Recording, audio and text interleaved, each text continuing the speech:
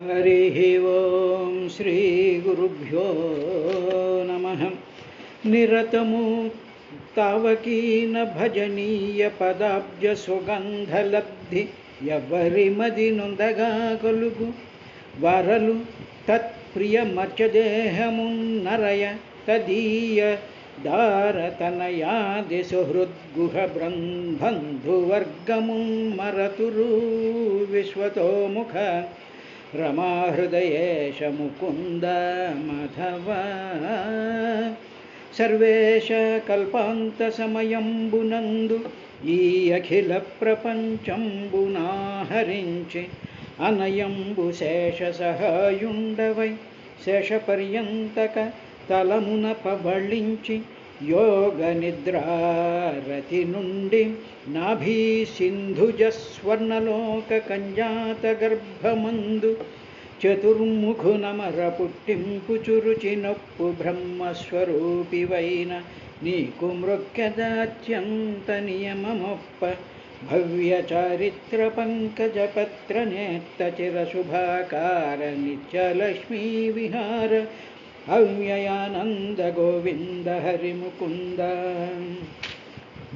జగదీశ దేవా యుష్మత్ పద కైంకర్య పరత తనర్చు సగరతనూజ కృత్యంబునందు అఖిల్ బిషబుద్ధినే ప్రీతి కోరుట జగన్మాతయైన యా రమాసతి తోడ వైరము అవశ్యంబు కల్గునైనను దయాకార నీవు దీనవత్సలడువుగాన స్వల్పంబైన అధికంబు సేయుదువట్లుగాన భవ్యచరిత నిజస్వరూపంబునందు అభిరతుడవైన నీవు నన్నాదరించు పగిది ఇందిరను ఆదరింపవు మహాత్మా భక్తజనలోకమందార భవ విదూర నారాయణుండు జగదాధారుండగు ఈశ్వరుండు తలప అతనికిన్ లేరెందు సములు అధికులు ధీరోత్తముడతడు అద్వితీయుండగుటన్ అనుపమ భక్తి యవ్వని పదాంబుజమూలము మందిరంబుగా అనయము బొందువాడు నిహతాఖిల భూరి మనోమలుండు సద్వినుత విరక్తి బోధ ధృతి వీర్య విశేష సమన్వితుండు తానన తగ భూరి సంశ్రుతి మహత్తర దుఃఖమునందడన్నడు. హరి ఓం శ్రీ గురుభ్యో నమః. పరీక్షితు గైడు నిష్కాముడయ్య. తర్వాత ఆయన వేదాలన్నీ కూడా ఆయన చేసినటువంటి ఆ వేద ఉపాసనలు, ఆ వేదాల్లో చెప్పబడినటువంటి కర్మకాండని నిరభిమానంగా నేను చేస్తున్నాను, ఇది నాది అనేటువంటి ఏ మాత్రము అహం మమ భావాలు లేకుండా ఆయన యజ్ఞాన్ని నిర్వహించినప్పుడు ఛందాంసి ఆ వేదాలన్నీ కూడా సంతోషించి సకలమైనటువంటి భోగాల్ని కూడా ఆయనకి సమర్పించేసిన తర్వాత ఆయన రాజు కాబట్టి కర్తవ్య నిర్వహణ కోసం మిగతా రాజులతో యుద్ధాలు చేయాల్సినటువంటి పరిస్థితుల్లో వాళ్ళను యుద్ధాల్లో ఓడించి వాళ్ళని సత్కరించి వాళ్ళ దగ్గర నుంచి కప్పాలు పుచ్చుకొని దేశ ప్రజలకి వాడుతూ ఉండేవాడు. అదేవిధంగా ఈయన చేసినటువంటి ఈయన యొక్క గుణాన్ని గ్రహించినటువంటి వేదవేత్తలైనటువంటి వాళ్ళు వాళ్ళ యొక్క తపఫలంలో 6వ వంతు ఈయన పరలోకానికి వెళ్ళినప్పుడు అక్కడ ఈ పుణ్యాన్ని కూడా వాళ్ళ యొక్క తపఫలాన్ని ఆయనకి 6వ వంతు ఆయనకి సమర్పించడంతో ఆయనకి అక్కడ ఆ సుఖభోగాలు అనుభవించేటువంటి అక్కడ పరిస్థితి ఏర్పడింది. తరువాత ఈయన చేసినటువంటి యజ్ఞాలలో సమర్పించబడినటువంటి సోమపానాన్ని పానం చేయడం వల్ల ఇంద్రుడు చాలా సంతోషించాడు. అయితే తరువాత ఆయన యొక్క శ్రద్ధా విశుద్ధాచల భక్తి యోగ సమర్పిత యజ్ఞఫలమాజహార.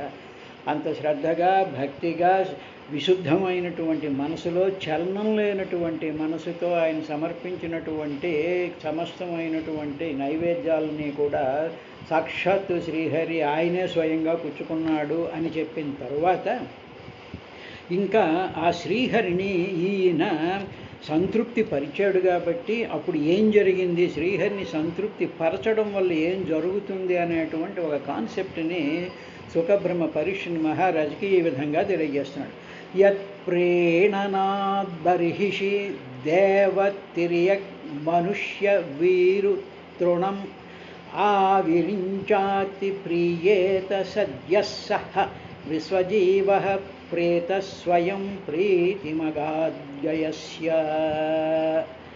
అని గయస్య గయుడి యొక్క బర్హిషి యజ్ఞాలు చేశాడు కదా ఆయన. ఆ యజ్ఞాలు చేసినప్పుడు ప్రీతిం శ్రీహరి ఆ సహ అంటే ఆ పరమాత్మ అంటే అక్కడ శ్రీహరి, ఆ శ్రీహరి సహ ఆ పరమాత్మ ఈ గైడు చేసినటువంటి బర్హిషి యజ్ఞంలో ఆయన చాలా ప్రీతి పొందాడయ్యా అన్నాడు. ఏమండి, ఆయన ఎప్పుడు ప్రీతి స్వరూపుడే కదా, ఎప్పుడు నిత్యతృప్తుడే కదా, ఎప్పుడూ కూడా ఆయనకి ఇది కావాలి అనేటువంటి స్థితి ఉండదు కదా. పూర్ణమదః పూర్ణమిదం పూర్ణమేవావశిష్యతి కదా, పరిపూర్ణుడు కదా, సకల భోగస్వరూపుడు కదా. ఆయనని ఈయన యజ్ఞం చేస్తే ప్రీతి పొందాడు అంటే ఏమిటో కొంచెం ఇదిగా ఉంది. ప్రీతి పొందినటువంటి వాడికి మళ్ళీ ప్రీతి పొందడం అని చెప్తూ ఉంటారు ఏమిటండి అనేటువంటి అనుమానం మనకి రావచ్చు.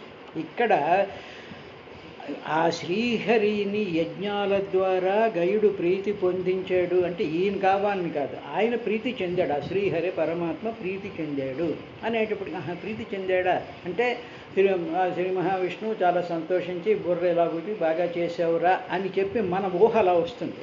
కానీ అసలు రహస్యం ఏమిటంటే యత్ ప్రీణాత్, ఈ శ్రీహరి కోసం ప్రీతి కోసం నేను యజ్ఞం చేస్తున్నా, యజ్ఞం చేయబడుతోంది అని చెప్పి ఈయన యజ్ఞం చేస్తూ ఉండేటప్పటికీ ఆవిరించాత్ అలా చేస్తూ ఉండేటప్పుడు శ్రీహరి ప్రీతి పొందాడు అన్నాం కదా. ఇప్పుడు శ్రీహరి ఇది రీప్లేస్, శ్రీహరిని తీసేసి ఎవరు ప్రీతి పొందారో అది చెప్తున్నారు. ఎవరంటే ఆవిరించాత్ బ్రహ్మగారు. ఇప్పుడు ఆ శ్రీహరి ప్రీతి పొందాడంటే శ్రీహరి చతుర్బాహుడా ఎక్కడికి వచ్చి ఈయన ఇచ్చిన నైవేద్యాన్ని ఇలా తింటూ అబ్బా చాలా బాగుందిరా అని చాలా సంతోషించాడు అని మనం అనుకుంటున్నాం. అది కాదు జరిగింది అక్కడ. ఇప్పుడు ఆ శ్రీహరి యొక్క స్వరూపంలో చతుర్ముఖ బ్రహ్మను ఊహించండి.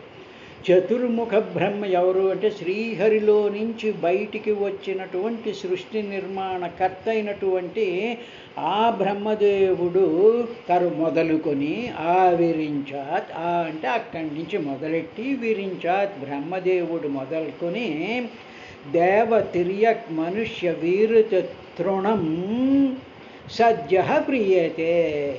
ఇప్పుడు బ్రహ్మదేవుడు ఏం చేశాడు, లోకాన్ని సృష్టించాడు. లోకాల్లో ఎవరు ఉంటారంటే దేవతలు, తిరియక్ పశుపక్ష్యాదులు, మనుష్యులు, ఋతు అంటే చెట్లు, ఆ చెట్లు, తృణం గడ్డి మొదలైనటువంటి సద్య ఇవన్నీ కూడా ప్రీతి చెందేయి అన్నారు. అంటే ఇప్పుడు శ్రీ మహావిష్ణువు వైకుంఠంలో ఉండేటువంటి శ్రీ మహావిష్ణువు ప్రీతి చెందాడా? ఆ శ్రీ మహావిష్ణువు కింద లోకాలలో ఉండేటువంటి 14 లోకాలలో ఉండేటువంటి దేవతలు, సిద్ధులు, సాధ్యులు, తర్వాత మనుష్యులు, 84 లక్షల జీవరాశులు, గడ్డి మొలకల దగ్గర నుంచి కూడా ప్రీతి చెందేయి అంటే ఏమిటన్నమాట, ఈ వీటిలన్నిటిలోనూ కూడా ఆ శ్రీహరే ఉన్నాడు.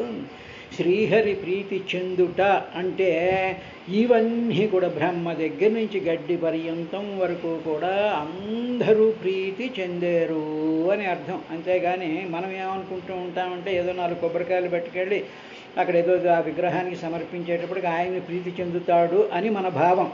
కానీ అది కాదు. నువ్వు మనస్సుగా శ్రద్ధ విశుద్ధాచల భక్తి యోగ సమర్పిత అలా చేసినట్లయితే ఆ వినాయకుడో, ఆ అమ్మవారో, ఆ వెంకటేశ్వరమో, ఆ హనుమంతుడో ప్రీతి చెందుతాడు అని మనకి ఒక కాన్సెప్ట్ అలా ఉంది. కానీ అలా కాదు. మనం ఇంత శ్రద్ధగా సమర్పించినప్పుడు ఆ స్వరూపంలో ఉండేటువంటి సమస్త జీవరాశులు కూడా ప్రీతి చెందుతాయి. సమస్త జీవరాశుల యొక్క కడుపు నిండుతుంది. సమస్త జీవరాశులకి కూడా ఆనందం కలుగుతుంది. ఎందుకు అంటే సమస్త జీవరాశుల్లో కూడా వ్యాపించిపోయి శ్రీ మహావిష్ణువు ఉన్నాడు కాబట్టి, ఆ దేవతా స్వరూపం ఉంది కాబట్టి ఆయన ప్రీతి చెందాడు అంటే వీళ్ళందరూ ప్రీతి చెందుతారు అని అర్థం. ఇప్పుడు మనలాంటి మానవులు అందరి దగ్గరికి వెళ్ళి మనం ఇవ్వలేం కదా. మన ఇంట్లో ఏదో ఒక 1/2 కేజీయో 1/4 కేజీ ఏదో పులిహారో ఏదో చేస్తాం. చేస్తే బ్రహ్మగారిని పిలిచి అక్కడి నుంచి వీళ్ళందరికీ ఇవ్వడానికి ఒక్కొక్క మెతుకు కాదు కదా, ఏది సరిపోదు కదా. అందువల్ల ఏం చేస్తాము అంటే ఆ పరమాత్మలో వీటిలన్నిటి సమస్త జీవరాశుల్ని లోకాలని మనం భావన చేస్తూ మనం పెట్టినటువంటి పండో ఫలమో పాయసమో ఏదో ఒకటి అక్కడ పెడుతున్నప్పుడు మనం ఈ భావన చేసుకుంటూ స్వామి వీరందరినీ కూడా ప్రీతి చెయ్యడం కోసం నిన్ను సంకేతంగా తీసుకుని నిన్ను సింబల్గా తీసుకుని నీకు చేస్తున్నాను స్వామి, ఈ సమస్త జీవరాశులకి కూడా నువ్వు ప్రీతి కలిగించు, నీకు కాదు నీకు నేను ఆభరణం పెడుతున్నా అంటే నీ ఆవిడే పెద్ద రిజర్వ్ బ్యాంక్, నీకు నేను ఆభరణం ఏం పెడతాను, నీకు నేనేం చీర పెడతాను, కాబట్టి నేను చీర పెడుతున్నా, ఆభరణం పెడుతున్నా, నైవేద్యం పెడుతున్నా, ఇవన్నీ కూడా సమస్త జీవరాశులకే, నా తోటి వారు వీళ్ళన్న ఈ జీవరాశులందరూ కూడా వాళ్ళందరికీ ప్రీతి కలిగించు స్వామి అని చెప్పేటువంటి భావమే ఇందులో ఉండేటువంటి రహస్యం.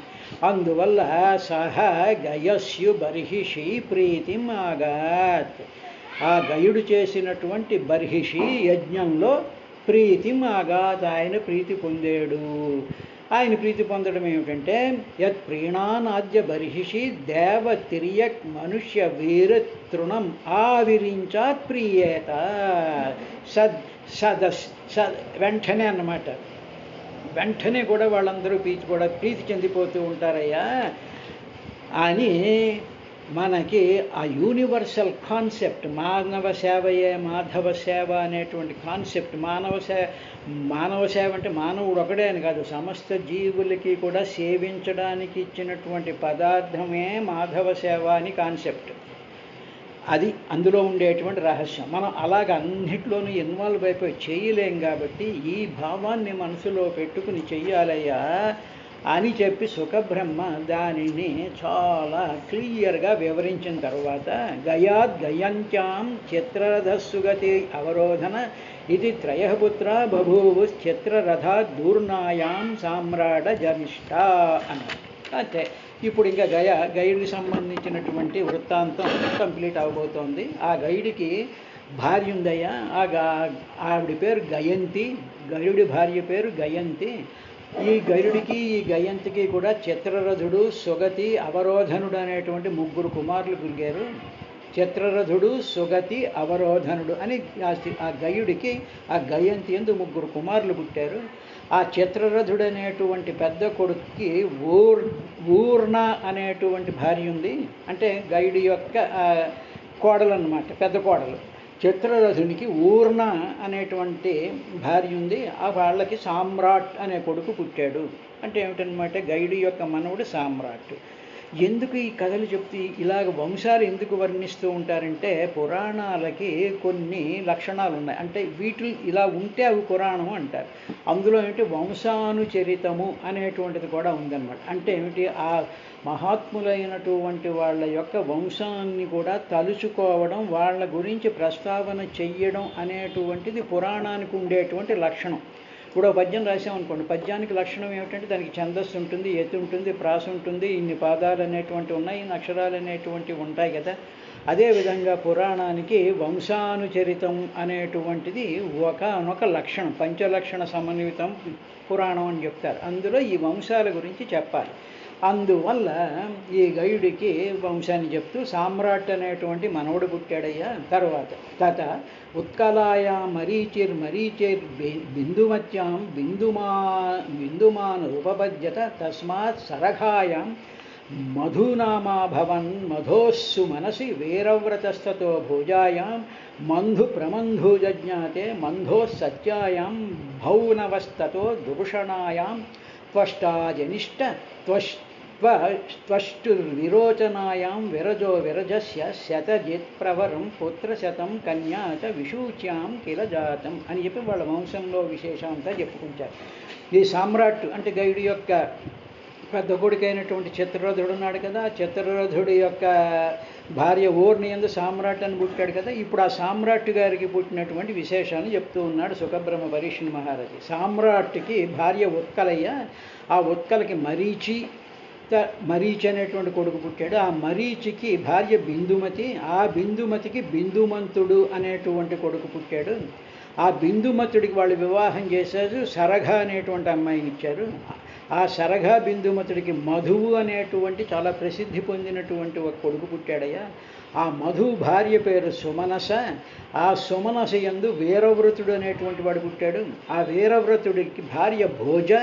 ఆ భోజకి మంధుడు ప్రమంధుడు అనేటువంటి ఇద్దరు కుమారులు కలిగారు. ఆ మంధుడికి భార్య సత్య. ఆ సత్యకి భవ్వనుడు అనేటువంటి కొడుకు పుట్టాడు. ఆ భవ్వనుడికి దూషణ అనేటువంటి భార్య. వాళ్ళిద్దరికీ త్వష్ట అనేటువంటి కొడుకు పుట్టాడు. త్వష్టకు విరోచన అనేటువంటి భార్య ఉంది. ఆ విరోచన అనేటువంటి భార్యకు విరజుడు అనేటువంటి కొడుకు పుట్టాడు. ఆ విరజుడికి విశూచి అనేటువంటి భార్య యందు శతజిత్తు అని పేరు కలిగినటువంటి ఇలాగ ఒక 100 మంది ఆ గైడు యొక్క వంశంలో పుట్టారయ్యా. తర్వాత చివరగా ఒక కూతురు కూడా పుట్టింది. విశూచ్యాం కిల కన్యాచ, ఒక కన్య కూడా పుట్టింది అని చెప్పింది. తర్వాత ఆ విరజుడు చాలా గొప్పవాడయ్యా. విరజుడు లాస్ట్లో పుట్టినటువంటి వాడు విరజుడు ఉన్నాడు కదా. త్వష్టకి విరోచన అనేటువంటి అమ్మాయికి విరజుడు పుట్టాడు. ఆ విరజుడికి శతజిత్తు మొదలైనటువంటి 100 మంది కొడుకులు పుట్టారు. ఆ విరజుడికి విశూచి యందు శతజిత్తు మొదలుగా 100 మంది పుట్టారు వాళ్ళకి. ఇలాగ పుట్టినటువంటి వాళ్ళు తత్రాయం శ్లోక ప్రయవ్రతం వంశమిమం విరజశ్చరమోద్భవ అకరోదతల్యం కీర్త్యా విష్ణు సురగణం యథా. తత్ర ఆ విరజుని విషయంలో, ఆ విరజుడికి ఒక ఫేమస్ ఉంది, ఆయన గురించి కొంత చెప్పబడింది. చాలా ప్రసిద్ధి కలిగింది ఆయనకి. ప్రియవ్రతుని వంశంలో, ఈయన ప్రియవ్రతుడి వంశం నుంచి కదా వస్తుంది. ప్రియవ్రతుడు భరతుడికి దానికి ముందు ఉండేటువంటి ప్రియవ్రతుడికి భరతుడు, ఈ వంశం కదా ఇదంతా. ఆ ప్రియవ్రత వంశంలో తన వరకు అంటే విరజుడు వరకు ఆఖరును పుట్టినటువంటి విరజుడు తన కీర్తితో ఆ వంశాన్ని తర్వాత తన వంశానికి చాలా పేరు తెచ్చాడు ఆ విరజుడు ఆయన యొక్క మంచి పనుల వల్ల. తర్వాత ఆయన ఎలాగ చేశాడు అంటే, విష్ణువు వామనుడై దేవతాగణాల్ని ఏ విధంగా అయితే అలంకరించాడో అదేవిధంగా ఈ విరజుడు తన యొక్క ప్రభావం చేత వామనుడు దేవతలకి కజిన్ కదా, దేవతలతో పాటు పుట్టినటువంటి వాడు కాబట్టి ఆ కశ్యప ప్రజాపతికి అదితికి పుట్టినటువంటి వాడు ఈ వామనుడు, వాళ్ళకే పుట్టినటువంటి వాడు దేవతలు. కాబట్టి ఈయన విష్ణు వామనుడై దేవతల గణాలని వలె దేవతలందరినీ కూడా ఈ వామనుడు పుట్టడం వల్ల దేవతలందరికీ మంచి పేరు వచ్చింది. అదేవిధంగా ఈ విరజుడు పుట్టడం వల్ల ప్రియవ్రత వంశంలో ఉండేటువంటి వాళ్ళందరికీ కూడా వంశం అంతటి కూడా మంచి పేరు తెచ్చాడయ్యా అని చెప్పి, దీనితో ఇది శ్రీమద్భాగవతే మహాపురాణే పంచమస్కంధే గయమహిమ వర్ణనం నామ 15వ అధ్యాయ. ఈ విధంగా మనకి పంచమస్కంధంలో 15వ అధ్యాయంలో ఈ గయుడి మహిమను వర్ణించేటువంటి ఈ 15వ అధ్యాయంలో గయుడి యొక్క వంశాన్ని వర్ణన చేశారు. కాబట్టి దానితో ఈ పంచమస్కంధంలో 15వ అధ్యాయం పూర్తయిందయ్యా అని చెప్పి, ఈ విషయం అంతటినీ కూడా సుఖబ్రహ్మ పరీక్ష మహారాజుకు చెప్పాడయ్యా అని చెప్పి సూత మహర్షి నైమిసారణ్యంలో సౌనికాది మహర్షులకి ఆయన వివరించాడు. కాబట్టి మనం మహాత్ముడైనటువంటి గైడు యొక్క చరిత్రను విన్నాము. ఆ ప్రియవ్రత మహారాజు భరతుడు యొక్క ఇదంతా కూడా విన్నాం. కాబట్టి ఆ విన్నటువంటి దాన్ని అంతటినీ కూడా స్మరించుకుంటూ దాన్ని ఒకసారి భావన చేసుకుంటూ మొత్తం టోటల్ ఈ అంశం అంతట్లోనూ కూడా మనకి కామన్గా కనిపించేటువంటిది ఏమిటి అంటే, మహాత్ముడైనటువంటి పరమాత్మ అయినటువంటి సర్వవ్యాపకుడైనటువంటి సత్యం జ్ఞానం అనంతం బ్రహ్మ నిత్యశుద్ధ బుద్ధముక్త స్వభావమైనటువంటి చతుర్భుజుడైనటువంటి శ్రీమన్నారాయణుడి శరీరం మీదే, శ్రీమన్నారాయణుడి యొక్క మహత్తరమైనటువంటి శరీరంలో ప్రియవ్రత వంశంలో ఉండేటువంటి మహారాజులు వీళ్ళందరూ వీళ్ళందరూ కూడా విరాట్ స్వరూపంలో విరాజిల్లుతూ ప్రతి వాళ్ళు కూడా శ్రీహరిని ధ్యానిస్తూ శ్రీహరికి సంబంధించినటువంటి కార్యకలాపాలు చేస్తూ శ్రీహరి యొక్క ధ్యానం చేస్తూ వాళ్ళు చేసినటువంటి పరిపాలన వల్ల ఆవిరించాతు బ్రహ్మదేవుడి దగ్గర నుంచి సమస్తమైనటువంటి జీవరాశులన్నీ కూడా సంతృప్తి పొందేటువంటి విధంగా వాళ్ళు పరిపాలన చేశారు, వాళ్ళ జీవితాన్ని సాగించారు అనేటువంటి విశేషాన్ని సుఖబ్రహ్మ పరీక్షణ్ మహారాజుకు చెప్పిన తర్వాత ఇప్పుడు మనం 16వ అధ్యాయంలోకి ప్రవేశించాం. పంచమ స్కంధం 16వ అధ్యాయం. ఈయన ఇంతవరకు విన్న తర్వాత ఇప్పుడు ట్రెండ్ మార్చి ఒక ప్రశ్న వేశాడు రాజు అయినటువంటి పరీక్షిత్. స్వామి, ఉక్తస్త్వయా భూమండలాయామ విశేషో యావదాదిత్య సప్తతి యత్ర చాసో జ్యోతిషాంగణైశ్చంద్రమావా సహ దృశ్యతే. స్వామి, ఎంతవరకు అయితే సూర్యుడు ప్రకాశిస్తూ ఉంటాడో, తర్వాత నక్షత్రగణాలతో చంద్రుడు కనిపిస్తూ ఉంటాడో అంతవరకు కూడా భూమండలం యొక్క విస్తారాన్ని నువ్వు చెప్పావు. అంతకుముందు భూమండలం యొక్క విస్తారాన్ని చెప్పావు కదా నువ్వు. ఎంతవరకు సూర్యుడు కనిపిస్తూ ఉంటాడో, ఎంతవరకు చంద్రుడి యొక్క తారలతో కూడుకున్నటువంటి చంద్రుడు ఎంతవరకు ఆయన యొక్క ప్రభావం, ఆయన యొక్క కాంతి ఉంటుందో దానికి సంబంధించినటువంటి భూమండలం గురించి అంతా చెప్పావు నువ్వు. మాకు బాగానే ఉంది. చెప్పినటువంటి సందర్భంలో నువ్వు ఇంకా ఏం చేసావంటే, తత్రాపి ప్రియవ్రత రథచరణ పరిఘాతై సప్త సింధవ ఉపకృప్త యత ఏతస్యా సప్తద్వీప విశేష వికల్పస్త్వయా భగవన్ ఖలు సూచిత ఏతదేవాఖిల మహం మానతో లక్షణతశ్చ సర్వం విజిజ్ఞాసామి. భగవన్, ఓ పూజనీయుడైనటువంటి సుఖబ్రహ్మ, మరియు నువ్వు ఇంకా ఏం చెప్పావు నాకు గుర్తుంది. ఈ భూమండలాన్ని సప్తభిః 7 రకాలైనటువంటి ఖండాల కింద ప్రియవ్రత రథచరణ పరిఘాతై, ప్రియవ్రతుడు ఆ రథాన్నెక్కి ఈ భూమండలాన్ని ఆయన రథచక్రంతో ఘాట్లు పెట్టేటప్పటికీ ఆ చుట్టూ ఏర్పడినటువంటి అగట్టులున్నాయే, ఇప్పుడు నాగలి దున్నితో ఒక చాలు ఏర్పడుతుంది, అలాగే ఈయన రథం యొక్క చలనం వల్ల భూమండలం మీద గాడులు ఏర్పడ్డాయి. ఒక గాడులు అంటాం చూసారా, అలాగ చాలులు ఏర్పడ్డాయి. ఆ చాలులలో అగడ్తలు వచ్చాయి, వాటిలో సముద్రాలు వచ్చాయి. ఇలాగ ఈ సముద్రాలు ఈ మొత్తం భూమండలాన్ని అంతటినీ కూడా సప్త సింధవ, సప్త సముద్రాలు వచ్చాయి. ఉపక్లుప్తా, ఈ సప్త సముద్రాల చేత సెపరేట్ చేయబడినటువంటి ఏతస్యాః సప్తద్వీప విశేషకల్ప, ఈ సముద్రాల చేత సెపరేట్ చేయబడినటువంటి సప్తద్వీప విశేషకల్ప, చాలా విశేషంగా 7 ద్వీపాలు వచ్చాయి అని దాని యొక్క విశేషాన్ని నువ్వు చెప్పావు కదా, దాని గురించి నువ్వు వివరించావు. అహం ఏతత్, ఈ భూమి చెప్పావు, సప్తద్వీపాలు వచ్చాయి, సప్త సముద్రాలు వచ్చాయి అని చెప్పావు, బాగానే ఉందయ్యా. అది ప్రియవ్రతుడి యొక్క రథం యొక్క ఘాట్లు వల్ల ఇవన్నీ ఏర్పడ్డాయి అన్న విషయం బాగానే ఉంది. కానీ స్వామి, నాకు ఒక చిన్న ఇన్ఫర్మేషన్ కావాలి. ఏమిటి అంటే, ఏవ మానతః లక్షణతః సర్వం విజిజ్ఞాసామి, నాకు కొంత ఇన్ఫర్మేషన్ కావాలి. ఏమిటా ఇన్ఫర్మేషన్ అంటే, ఈ ఒక్కొక్క సముద్రం ఎంత పొడవుంది, ఎంత వెడల్పు ఉంది, ఎంత లోతు. మానతః అంటే మానములు అంటాం కదా, కొలమానములు అంటాం. మానములు అంటే కొలబద్ద అనమాట, కొలిచేటువంటిదని. మానతః, నాకు కొలతలు కావాలి స్వామి. కొలతను బట్టి, తర్వాత లక్షణతః, లక్షణాలని బట్టి సర్వం విజిజ్ఞాసామి, తెలుసుకోవాలనుకుంటున్నాను.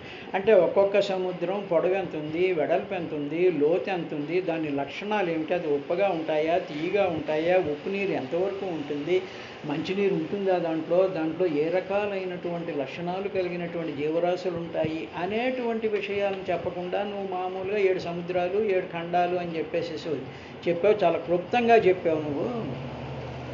సో ఓకే, దాన్ని అంటుంది. కానీ నాకు కొంచెం క్యూరియాసిటీ ఉందయ్యా, దానిని బట్టి వాటి యొక్క లక్షణాలని చెప్పు.